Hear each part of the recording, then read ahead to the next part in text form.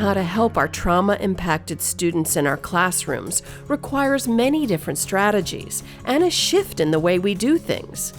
Wrapping our arms around all of these items is a challenge, isn't it? So in order to break down how to create a trauma-informed classroom, we need a common tool used in teaching, a rubric. There are many components that we need to incorporate. Some of them are things that we're already doing, so we can check those off. Having a complete checklist helps us figure out what we're doing well and where we need to grow. And as we all know in teaching, there's always room for growth. To this end, author and renowned speaker Heather T. Forbes, LCSW, author of Help for Billy, has created a new book and rubric, Classroom180, a framework for creating, sustaining, and assessing the trauma-informed classroom.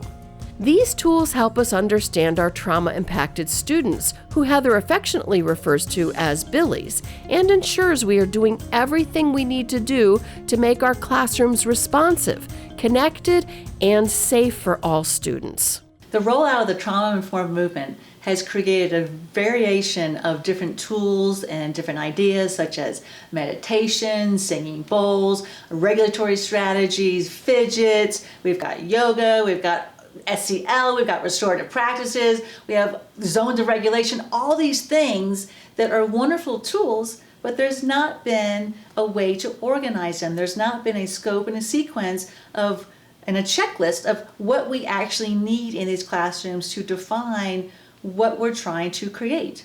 And so as teachers have been putting this into practice, it's been wonderful, but there's been no guideline. So the Classroom 180 is all about how do we create a framework, and it does. It creates a framework and a tool for teachers to be able to use. It's created with 5 domains, and each of the 5 domains then has very specific components.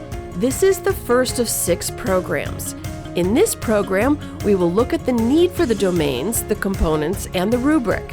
As the program unfolds, you will be able to self-assess where you are on the continuum of growth in becoming trauma-informed.